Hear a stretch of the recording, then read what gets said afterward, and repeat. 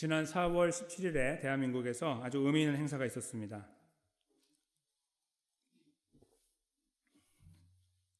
황기환 씨라고 하는 분이 계신데요. 독립운동가신데 그동안에 그 유해가 미국에 묻혀 있었는데 100년이 돼서 이제 한국으로 그 유해를 운구하는 그런 행사였죠. 그래서 지난 4월 17일에 앞에 보이는 사진처럼 저렇게 미국에서 한국으로 옮겨지고 그다음에 대전 현충원에 안장되게 됐습니다. 이분은 국적이 미국이었어요. 그래서 한국 사람으로 독립운동을 해외에서 했는데 국적이 없었어요. 그래서 이번에 국적을 만들어 드렸습니다. 그리고 가족이 없으시거든요. 그래서 가족관계 등록부를 만들어서 헌정하고 그리고 저런 과정을 지나서 이제 대전 현충원에 안장하게 됐죠. 참 의미 있고 가치 있는 일이 아닐까 생각을 하게 됩니다. 해외에서 독립운동하신 분들이 참 많이 계시는데 이제 그 중에 한 분으로 이분 굉장히 특이한 이력을 갖고 계시는데요. 1886년에 출생하셨는데 1904년에 하와이를 거쳐서 본토 미국으로 들어오게 되고 여기에서 이제 성장한 다음에 제1차 세계대전 때 미국이 참전하게 될 때 거기에 지원을 하게 돼요. 미군으로 1차 세계대전에 들어가서 이제 그 위생병 이제 이 부상당한 분들을 케어하는 그 역할을 거기서 잘 수행한 다음에 한 1년여 후에 1차 대전이 끝나잖아요. 끝난 다음에 그때가 이제 1919년인데 어떻게 됐냐면은 그 당시 본인이 나갔던 전장이 프랑스였는데 그 프랑스에 남게 돼요. 이제 그 경위는 잘 몰라요. 어떻게 남게 됐는지. 근데 남게 돼서 거기서 무슨 일을 했냐? 대한민국 임시정부에 그 속한 그 파리 강화 회의의 대표부에 합류하게 돼요. 그때 당시에 있던 프랑스 파리에 있었던 파리 강화 회의에서 이제 이런 그 세계의 돌아가는 흐름들과 특별히 이런 어떤 그 억압받고 자유가 박탈당한 어떤 그런 상황들에 대해서 이제 그 어떤 조치를 취하는 어떤 그런 곳에 간 거죠. 그래서 거기에서 대표 역할을 하게 돼요. 원래 본인이 대표가 아니었는데 복잡한 스토리가 그 안에 있었어요. 그래서 결국은 본인이 프랑스 말도 하지 못하는데 그곳에서 이제 대표 역할을 하게 됐습니다. 이제 그러다가요, 그가 만난 환경이 하나 있었어요. 뭐냐면 같은 해에 러시아하고 북해 쪽에 있다가 영국까지 이제 넘어오게 된 한국인 노동자들이 있었어요. 한국 국적을 가진 200명이었는데 이분들이 지금 당시에 영국하고 일본이 이제 저희가 마음이 다 아픈 것 중에 하나가 이제 그런 거잖아요. 강대국들이 이제 서로 협약을 맺어갖고 서로 봐주기를 했잖아요. 남의 나라 침탈하는 걸 봐줬잖아요, 서로. 일본이 우리나라 침탈하는 걸 봐주는 그런 세팅이었어요. 영국이 아무것도 하지 못했어요. 근데 그때에 영국이 어떻게 했냐면 그들을 받아서 다 일본으로 보내려고 했어요. 당연히 협약이 있으니까. 근데 그것을 막았었어요, 이분이.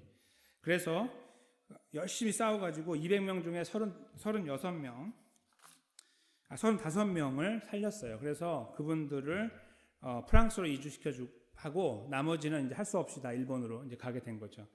35명의 생명을 살리는 그런 일을 하게 됐어요. 황기환 독립운동가입니다. 이 일 말고 많은 일을 했지만 제가 이제 이 부분에 잠깐 말씀을 드린 것은 사실은요, 본인은 먹고 살만 했거든요. 이제 그냥 미국에 머물러 있으면 초콜릿 먹으면서 사는 거예요. 그냥 여기서. 그런데 한국은 지금 난리가 났잖아요. 그 난리가 난 한국을 가만두지 못한 거죠. 자기는 살만하고 가만히 있어도 되는데 그냥 편안하게 살다가 여기서 결혼하고 살다가 행복하게 후손 낳고 살다가 죽으면 되잖아요. 근데 그렇지 않고 결혼도 뒤로 미루고 37에 만으로 37에 이제 타계를 했는데 그 젊음을 다 불살라 가지고 일을 하고 자기보다 못한 처지에 있는 자기 동포들을 가슴에 품은 거예요. 100살을 살아도 이렇지 못한 사람 수두룩이 많죠, 세상에. 그렇죠? 정신 못 차리고 사는 수도 없이 많아요. 100살을 살면 뭐합니까? 그렇죠? 이 사람은 40도 못 살았는데 완전히 다른 인생을 산 거예요. 너무나 가치 있는 인생. 그렇죠? 민족을 품고 살았던 사람. 그래서 이제 드라마 좋아하시는 분들 아시겠지만 바로 이 이야기 바탕으로 미스터 션샤인이 나온 거예요. 저는 보지 않았지만요. 예, 그것이 나왔다고 그래요. 2018년에. 이제 그 진짜 스토리가 바로 이분 이야기죠. 오늘 저희가 읽은 본문에 이 황기환 독립운동가와 아주 흡사한 분이 나타나고 있어요. 그래서 저희가 이제 찾아보려고 하는데, 모든 이야기가 끝난 것처럼 보이는 이 이야기의 앞자락에서 에스더라는 사람과 모르드게는 자기 삶에 안주하지 않고 무언가 다른 일을 하려고 발버둥치는 모습을 만납니다. 이 이야기는 저에게 시사하는 바가 너무나 큽니다. 단순히 지금 고 황기한 독립운동가의 이야기를 뛰어넘는 이야기인데요. 사실은 어떤 의미에서 그런가? 이것은 저희들에게 어떤 의미가 있으며 우리는 이 말씀 위에 어떠한 방향의 삶을 추구해야 될 것인가? 한번 깊이 생각하는 시간을 갖기 원합니다. 이제 그런 기대를 가지고 말씀으로 들어가 보겠습니다. 오늘 읽은 말씀의 앞자락에는 제가 잠깐 말씀드린 것처럼 해피 엔딩이 있습니다.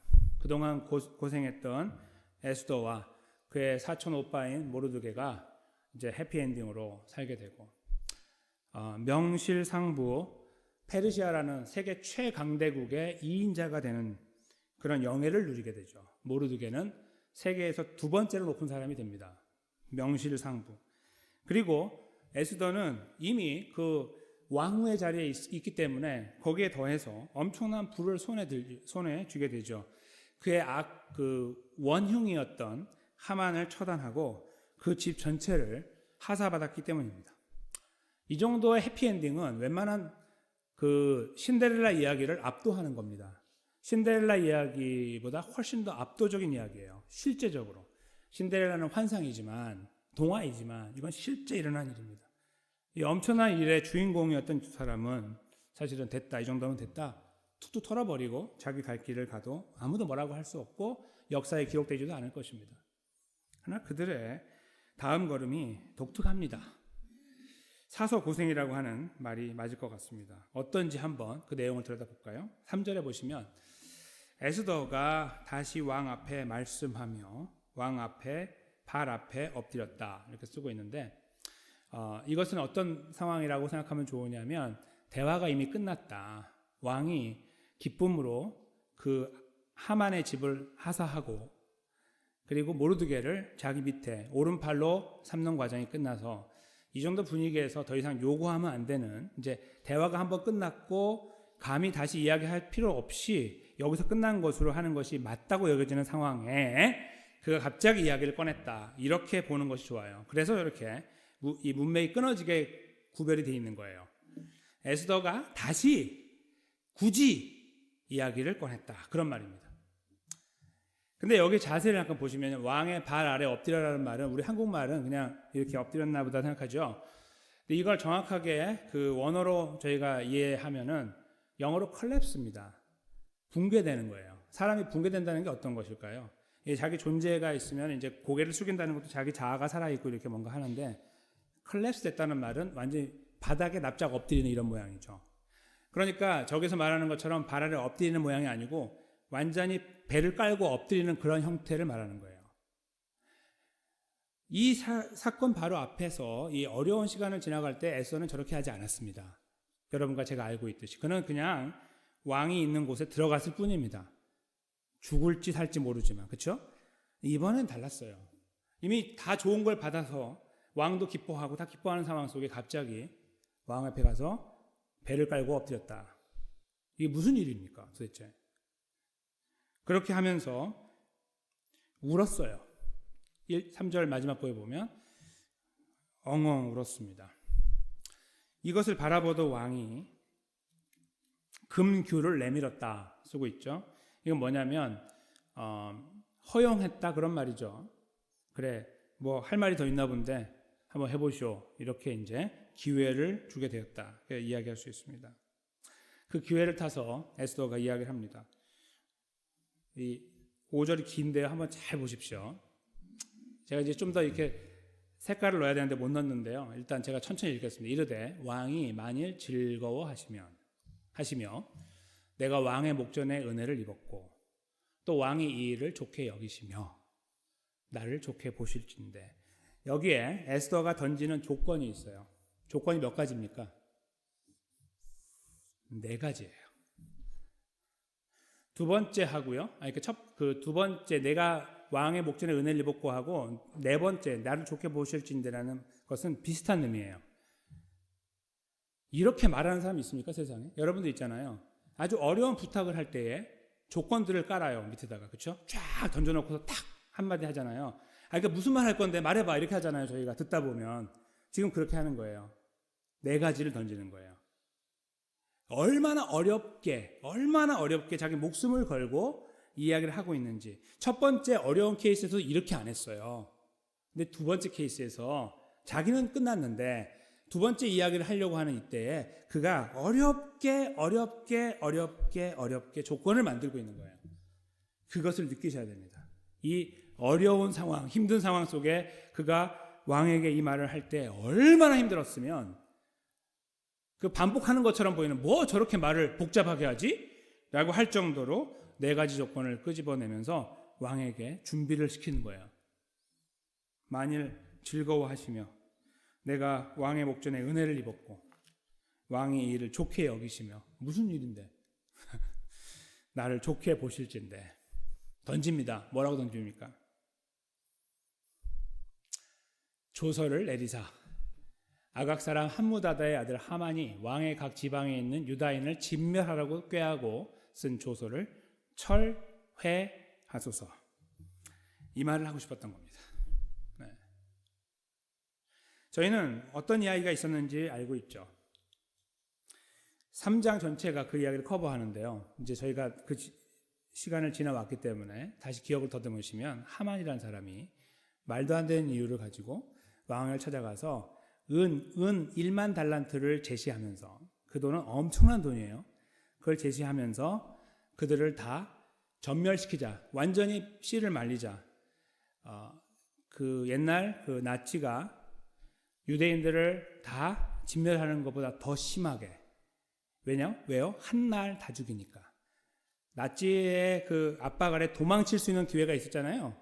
유대인들이 다 그래서 살아남았잖아요. 그거하고 다르게 한 날 한시에 진멸시키자. 이런 엄청난 계획을 홀로코스트 전에 이미 만든 거예요. 그 놀라운 조서가 이미 발송이 됐고 온 세상은 이제 그 안에 뒤집어졌죠. 바로 그것을 말하는 거예요. 그것을 철회해 달라고 이야기를 합니다. 그리고 더하여 말하기를 이제 그들과 나는 어떤 관계에 있는지를 말하죠. 내 민족입니다. 그들은 내 민족입니다. 그들이 화담을 참아보며 내 친척의 멸망함을 내가 어떻게 볼 수 있겠습니까? 그래서 내가 이렇게 엎드려서 빕니다. 그런 말이죠. 이 이야기를 듣고 있던 아하수에로 왕은 그가 원했던 대로 준비가 됐어요. 마음에. 7절하고 8절이 이제 그의 답변인데요. 잠깐 7절을 보시면 아하수에로 왕이 왕후 에스더와 유다인 모르드게에게 지금 함께 있는 거예요. 에스더와 모르드게가 이르되 하만이 유다인을 살해하려 함으로 나무에 매달렸고 내가 그 집을 에스더에게 주었다. 이 말을 잠깐 헤아려 보겠습니다. 어떤 의미인지. 이미 하만은 죽었잖아요. 이미 죽었는데 왜 죽었냐면 하만이 지금 간청하고 있는 에스더의 민족이었던 유다인들을 죽이려고 했기 때문에 저 조소 때문에 죽였잖아요. 그 말이에요. 그리고 집도 에스더가 갖게 됐다. 그러니까 어떤 의미인가요? 하만은 끝났다 그 말입니다. 이미 이 조서의 원흉이었던 하만은 죽어 없어졌다. 이 말 다음에 무슨 말을 하고 싶을까요? 그러니까 참아라. 그런 말일 수도 있겠죠. 야, 무슨 민족까지 너가 다 건사하려고 그러냐? 너만 살았으면 됐지. 이런 말을 하려고 할까요? 그런 의미가 아닙니다. 그렇게 하겠다는 말인데요. 한번 그 내용을 들여다볼까요? 놀라운 말이에요. 너희는 왕의 명의로 유다인에게 조서를 어떻게 쓰라고 합니까? 뜻대로 쓰라. 이야. 지금 반지는 누가 갖고 있습니까? 모르드게가 갖고 있어요.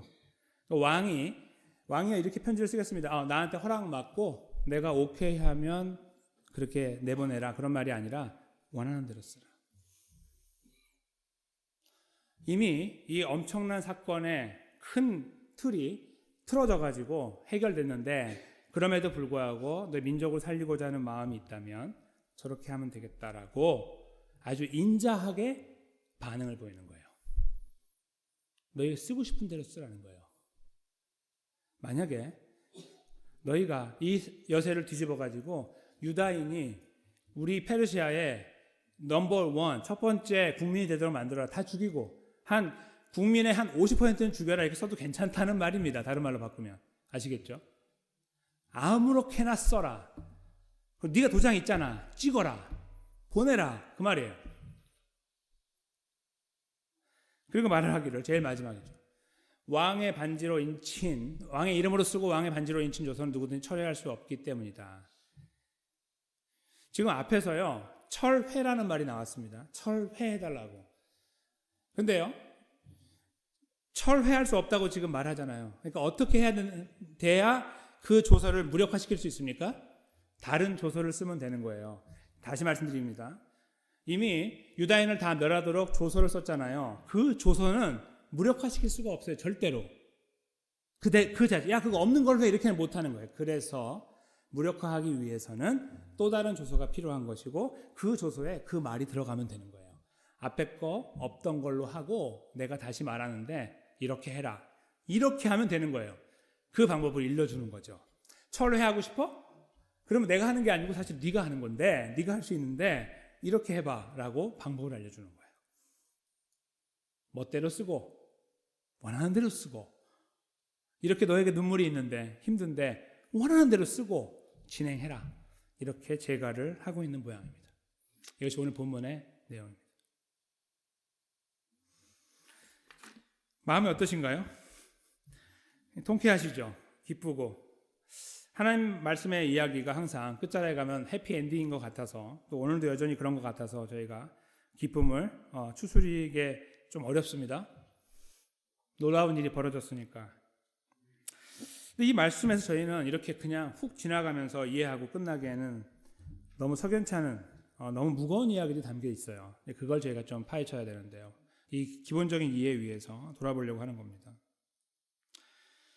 일단은 이들이 지금 유다 사람들이 그 땅에서 가지고 있던 그 조건은 뭐냐면 이 법에 의해서 지금 어느 시간인지 모르지만 그 해 같은 해 12월 13일에 다 말살되게 되어 있었죠. 12월 13일이에요.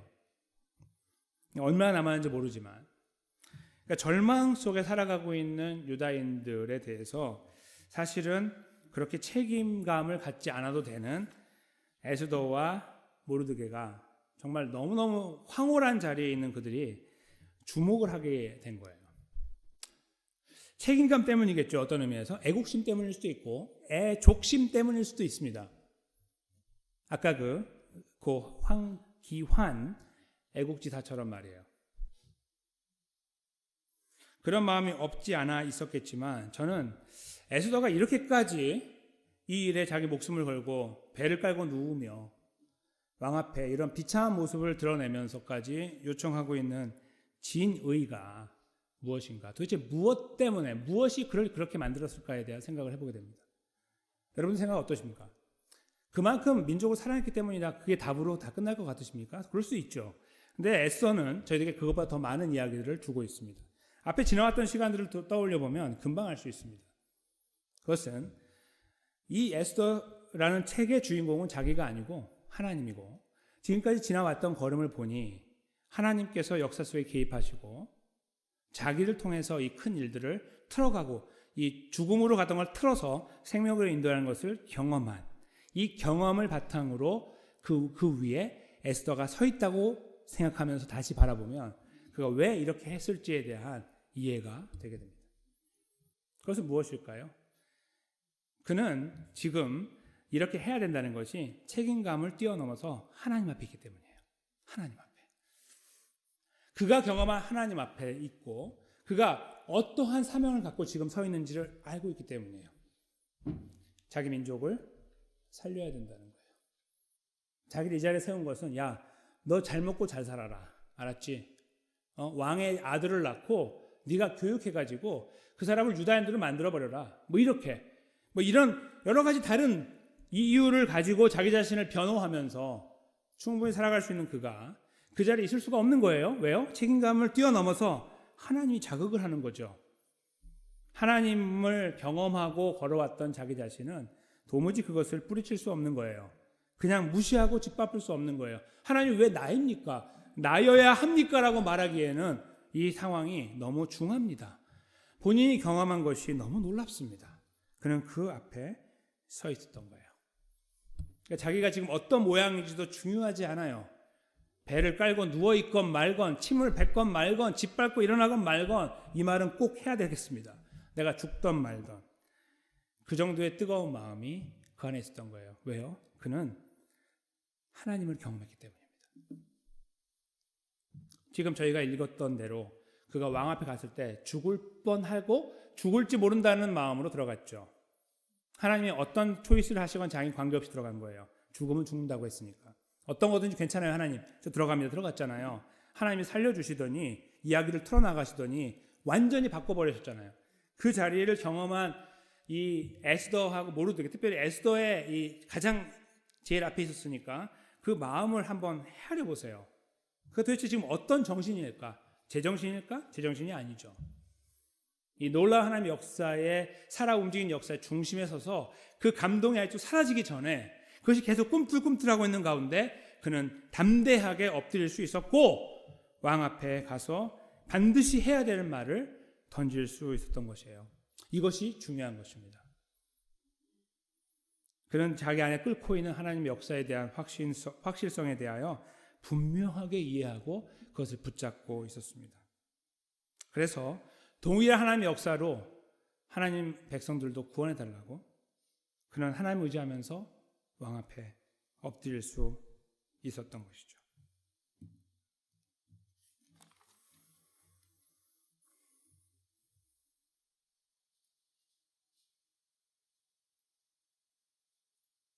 어떤 의미에서 지금 127도라고 하는, 그러니까 미국보다 훨씬 크지요, 땅덩어리가. 그리고 이 도로 따지면, 스테이트 따지면 미국의 스테이트보다는 좀 작을 수 있는데 127개니까 비교가 되지 않아요. 물론 아주 큰 건 아니에요. 그렇게가 아니에요. 그렇지만 커요.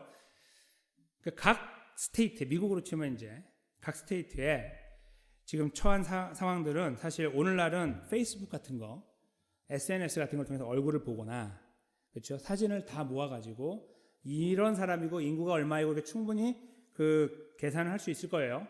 시간만 가지면. 당시에는 그런 게 하나도 없죠. 다시 말씀드리면 별 볼 일 없는 사람들도 많다는 거예요. 즉 에스더가 이 정도까지 하지 않아도 될 만한 가치로 따지면 별거 아닌 인간들도 많아요. 그 안에서 자기들 전부 좋습니까? 유다인들이 다 착한 사람이에요. 천만의 말씀. 자기네들끼리 싸우고 서로 밟고 올라가고 이런 모양들을 다 살고 있는 사람들이에요. 비교해 봤을 때 별거 다를 바도 없는 사람들, 그들을 놓고 에스더는 배를 깔았어요. 자기와 관계도 없는 사람들,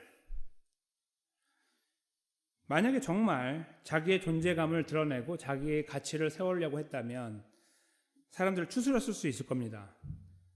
적어도 재산은 이 정도 되고 사회적인 지위는 이만큼 되고 사람들에게 명망을 얻는 사람들로 추스려가지고 명단을 뽑아서 살리거나 뭔가 이러한 구체적인 일을 했겠죠. 근데 그 중에 섞여 있는 사람들 중에 저렇게 나쁜 사람 내가 위해서 얼마나 나쁜 살인자가 있을지도 모르고, 그렇죠?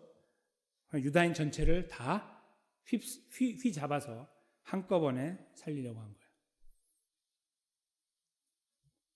그리고 그것을 위해 자기는 배를 깔아버렸습니다. 하나님에 대한 그 구원의 확실성에 대한 이해도 있고 경험도 있지만 그 안에 꿈틀거리고 있는 뜨거움은 자기의 존재감 자체를 땅에 떨어뜨리는 그 일도 그가 마다않고 했던 것으로 생각이 돼요. 왜 이렇게 했을까? 질문이 계속 나오게 돼요. 그러나 그 자리에 아무런 유익도 없는 그 자리에 자기 자신을 던져버렸습니다. 성경 속에 등장하는 많은 인물 중에 오늘 본문의 이야기와 아주 흡사한 이야기를 저희에게 던지고 있는 또 한 명의 인물이 있어요. 저희가 그 인물을 먼저 잠깐 살핀 다음에 다음 과정으로 들어가겠습니다. 사도 바울이라는 분인데요. 로마서에서 구원의 이야기를 써내려가는 하나님의 영감으로 쓰고 있는 그가 한참 이야기를 전개하고요. 로마서 8장이 절정이거든요, 사실은. 로마서 8장이 끝나는 거예요, 사실은. 이 구원의 이야기가 끝나는 곳이 로마서 8장. 38, 39절은 이제 이것은 절대로 누구도 끊을 수 없다라고 분명하게 못을 박는, 더 이상 아무도 건들지 마라고 하나님의 권유로 쓰고 있는 내용이 끝난 다음에 9장으로 넘어오면서 근데 그의 마음에 뜨거움이 생기기 시작해요. 그게 누구를 향해서입니까? 고륙의 친척이죠. 저기 제일 앞부분에 잠깐 보시면 나의 형제 곧 고륙의 친척을 위하여 내 자신이 저주를 받아 그리스도에게 끊어질지라도 원하는 바라다. 이 사람 미친 사람이죠. 미친 사람이에요. 어떻게 자기가 끊어지는데 상대방을 위해서 서요. 어떻게 내가 배를 깔고 누워야 돼요. 그 사람이 누군지도 모르는데 너무 흡사하죠. 근데 그것을 사도 바울이 어떻게 저런 고백을 던지게 됐냐면, 저런 미친 고백을 던졌냐면 그가 미쳤기 때문이에요. 예수로. 그러니까 자기가 설명한 내용을 딱 하나님의 영감을 썼잖아요. 그런데 자기 눈에 아른아른 거리는 사람들이 있는 거예요. 유대인들, 이스라엘 사람들. 자기가 살아봐서 알아요. 자기는 태어날 때 유대인으로 태어났고 동시에 로마인이었거든요. 그래서 유대의 교육을 받아갖고 랍비가 될 수 있는 주학적 조건을 갖추며 자라났어요. 가만두면 랍비가 되는 거예요. 최고의 랍비가. 똑똑한 사람이죠. 성공을 거머쥔 사람. 근데 그 사람의 눈으로 이제 자기 민족을 바라보니까 뭐가 보이냐면 너무 불쌍한 거예요. 미치도록 불쌍한 거죠. 다 지옥 가니까. 저렇게 열심히 사는데 지옥 가니까. 저렇게 발버둥 치는데 지옥 가니까 미치겠는 거예요. 그래서 차라리 자기가 끊어지고 자기 말고 몇 명이라도 차라리 예수님 믿어 구원받으면 좋겠다라고 말을 한 거예요. 그게 바로 9장 첫 번째 내용이고요. 그 이야기를 쭉 이어나가면서 같은 맥락에서 10장으로 이어지는데 거기에 그의 답이 있어요. 왜 자기가 끊어지고 싶다고 말을 했냐. 저 부분을 제가 한 목소리로 읽겠습니다. 형제들합니다. 시작. 형제들아, 내 마음에 원하는 바와 하나님께 구하는 바는 이스라엘을 위함이니 곧 그들로 구원을 받게 함이라. 아멘. 바로 이것입니다. 이 구원의 이야기를 알고 나니까 견딜 수가 없었어요. 자기 존재가 막 흔들린 거예요. 에스더와 너무나 흡사하죠. 자기는 해방됐고 모든 걸 가졌어요. 세상에서 가장 높은 여인으로 기록될 거예요. 가장 부유한 여인이었다고 말할 거예요, 역사는. 그렇게 자기 자신이 높아졌고 더 이상 아무런 걱정 없이 평생을 살 수 있는 그 자리에서 그의 가슴을 휘어잡고 있는 것은 민족을 향한 사랑이었는데, 그것은 단순한 책임감이 아니라 하나님의 역사를 경험하는 자리에 있다 보니 그들을 향한 뜨거운 열정을 포기할 수 없게 된 거죠. 사도 바울은 보다 구체적으로 예수님의 십자가와 부활로 자기가 구원받았다는 사실을 알고 나니 자기가 그동안에 알아왔던 그 모든 지식들과 경험들과 자기의 모든 경건의 노력들과 그 삶들이 아무것도 아니라는 것을 알고 나서 예수님께 와야 되는데, 저들도 예수님께 와야 되는 뜨거운 마음으로 불타오르게 됐다는 것을 제가 여기 말씀에 읽어낸다는 겁니다.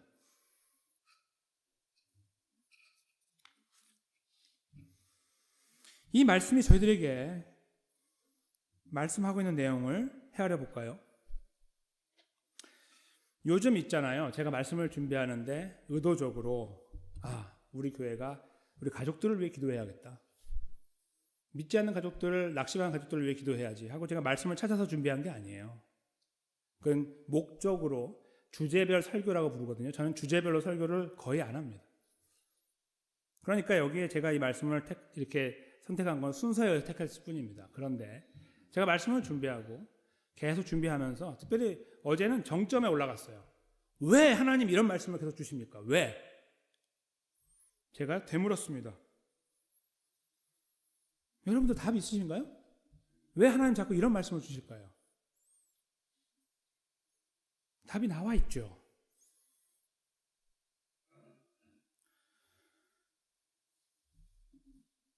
우리가 사랑하는 사람들, 사실 엄밀하게 말하면 관계없이 그걸 뛰어넘는 건데 일단 그건 뒤로 밀어놓고 사랑하는 사람들에 대한 현 주소를 저희가 훑어봐야 됩니다.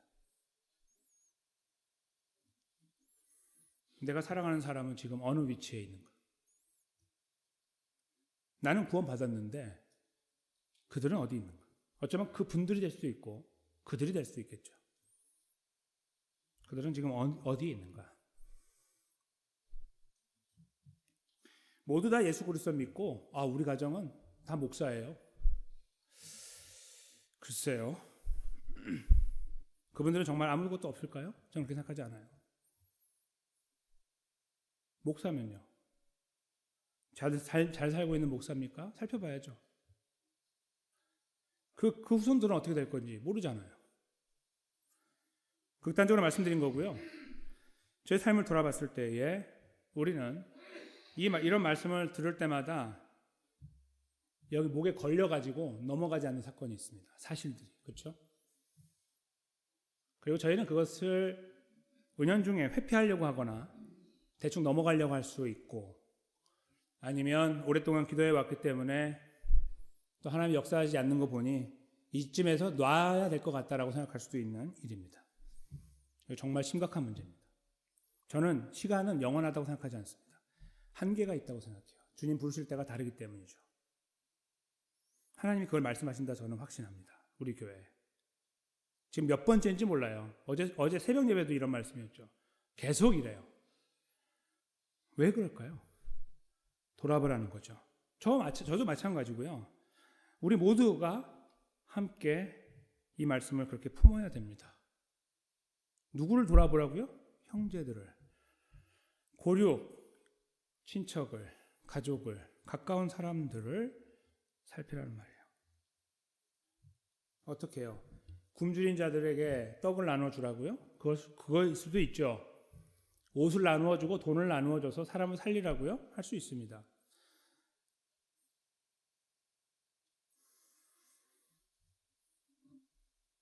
에스더가 가지고 있던 저 뜨거운 마음 속에 그들이 127도에 흩어졌던 그들이 이런 역사를 통해서 살아나면 그들이 쾌제를 부르고 다시 살아가는 삶의 현장에서 잘 살 것이기 때문이었을까요? 그럴 수도 있겠죠. 그러나 유다인들은 원래 하나님 믿는 사람들이었어요. 근데 그곳에 지금 포로로 잡혀와서 결국 거기에 이렇게 자리를 잡고 사는 이런 형국인데 그들이 갖고 있는 쓴뿌리가 얼마나 컸을까요? 하나님 죽었어. 이렇게 말할 거 아니에요. 자기가 잘못해서 왔는데 자기가 죄를 졌잖아요. 자기네들이. 벌 받고 있는 건데 그렇게 생각하지 않아요. 자기들은. 너무 이기적이니까. 하나님 나한테 왜 이러세요? 이렇게 말하지. 제대로 된 사람이 거의 없는 상태에서 거기 있거든요. 그들의 마음에 무슨 쓴뿌리가 있습니까?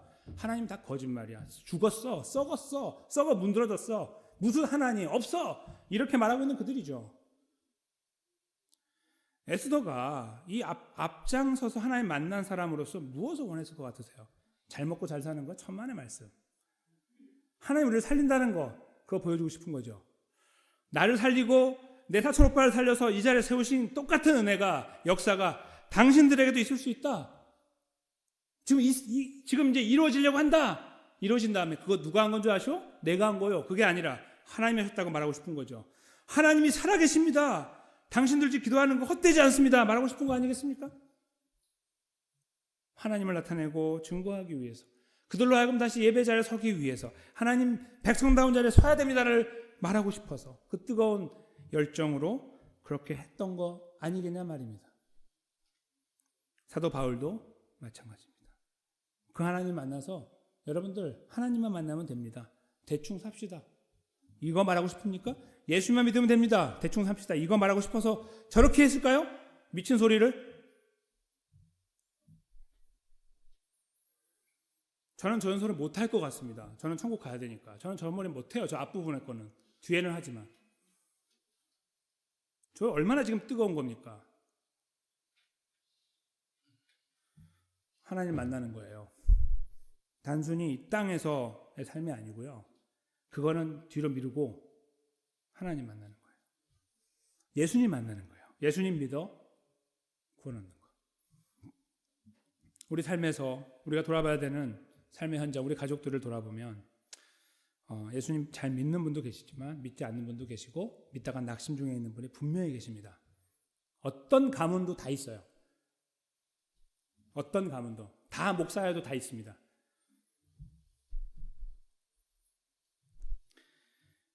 우리는 그 가족을 돌아봐야 됩니다. 그분들을 절대로 포기하면 안 돼요. 그분들을 품고 가야 됩니다. 그분들 중에 우리가 원수된 자가 있을 수도 있고요. 내가 저 인간은 위해서 기도 안 해. 죽어도. 그런 사람이 있을 수 있습니다. 찾아서 기도할 수 있습니다. 저는 거기서 사실 드릴 말씀이 없어요. 저도 힘드니까. 그러나 하나님 말씀이 이렇게 말합니다. 제가 말씀 못 드려도 말하죠. 그들을 품으라고.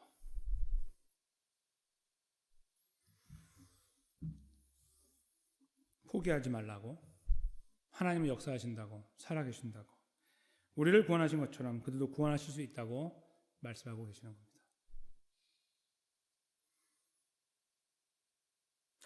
이 말씀을 저희가요, 단순히 우리 가족 안에서의 문제로만 돌리지 말고요, 조금만 더 생각해 보면요, 한 가지 중요한 사실이 맞닿아 있어요. 그게 뭐냐면 교회 안에서입니다. 교회는 다 예수 믿는 사람들 아닙니까? 아닐 수 있어요. 또 하나가 있습니다. 예수님 믿는데요, 매우 이기적인 사람이 있습니다. 이런 말씀을 들으면 이렇게 들어요. 너 잘하라는 뜻이야. 이렇게. 기가 막히죠.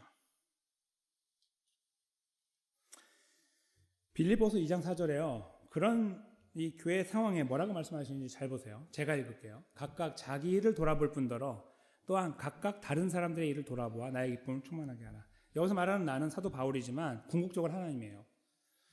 무슨 말씀입니까? 자기 자신을 살피라는 뜻이고요. 첫째. 둘째는 남도 살피라는 거예요. 즉, 저 말씀이 나에게 다가올 때 나에게 은혜로 다가와서 나를 부유하게 만드는 말씀으로 일단 작용을 한 다음에 그 다음에 다른 사람에게 동일하게 하라는 거예요. 받으려고만 하지 말고 똑같이 베풀라는 거예요. 한 발짝 먼저 오기를 기다리지 말고 네가 가라는 거예요. 네가 가라. 이거죠. 이 말씀이에요. 어떻게 해요? 왜요? 우리가 예수 그리스도를 만났기 때문에, 예수님을 통해 구원 얻었기 때문에, 한 백성이기 때문이라는 거예요. 굉장히 무거우시죠, 말씀이? 너무나 중요한 걸 알겠는데 무거워요. 근데 이 말씀을 저희가 어떻게 마무리 지을 수 있을까요? 어떻게 해요? 여러분들 다짐해 보십시오. 연필 같은 걸로 손을 막 찔러가면서 한번 해보세요. 그런 걸로요? 천만의 말씀. 예수님을 다시 만나는 거예요.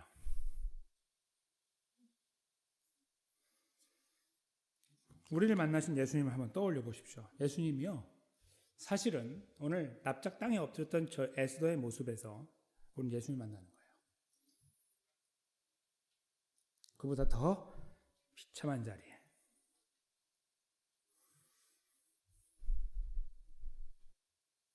어떠한 이유를 대더라도 예수님의 죽음을 설명할 수 없는 자리에 예수님은 십자가의 자리에 서 계셨습니다.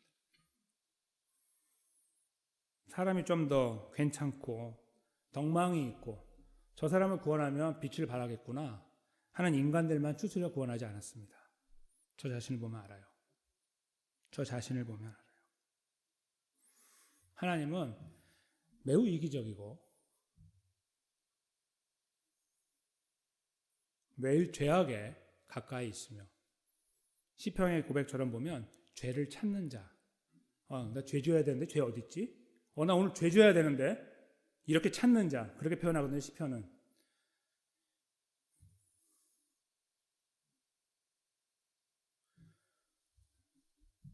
예수님이 십자가에 돌아가신 것은 그것 때문이었어요. 우리 때문에. 사람을 추스린 게 아니고요, 상대방하고 비교하면 더 형편없다고 여겨지고, 어떤 사건을 놓고 우리 자신을 그 앞에 세우면 너무나 형편없는데, 무작위로 택하신 하나님의 뜻 안에서 그들을 위해 예수님은 십자가에 돌아가셨습니다. 그리고 어찌하여 나를 버리셨습니까? 라고 절규하며 우리 대신 그 고백을 하나님께 드리셨어요. 그리고 그 예수님은 그 걸음 이후 3일 만에 하나님 능력으로 부활하여 우리의 구원을 완성하셨습니다. 사도 바울이 알게 된 것처럼 우리의 구원은 거기서 끝났습니다. 그 어떤 것도 거기에 더 할 수도 없고 다 거짓말이고요. 더 한다는 말은 더 하지도 못해요. 더 할 수도 없어요. 더 하지 못하고 더 할 수 없어요. 아무것도 없어요. 내가 그래도 교회에서 착한 일을 하고 그랬는데 천만의 말씀.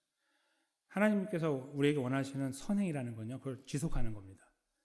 한 번이 아니고 원타임이 아니고. 자, 손 들어보세요. 누가 할 수 있습니까? 내가 100개는 잘했고 1개 무너졌는데 무너진 겁니다. 끝난 겁니다. 어떻게 할 수 있어요? 하나님, 제가 이만큼 했는데 어떻게 명함을 내밀 수가 있어요? 감히 하나님 앞에 그렇게 무너져 놓고 지금도 우리 생각 속에 수많은 죄악들이 도사리고 있으며 그 앞에서 허덕이고 있는데 어찌 감히 하나님 앞에 그렇게 말합니까? 그게 우리인데 예수님은 그거 계산하지 않고 돌아가셨어요. 우리를 품어주셨죠. 그 예수 그리스도는 성령 하나님을 통해 우리 안에 임재하고 계십니다. 우리가 주님 앞에 설 때까지.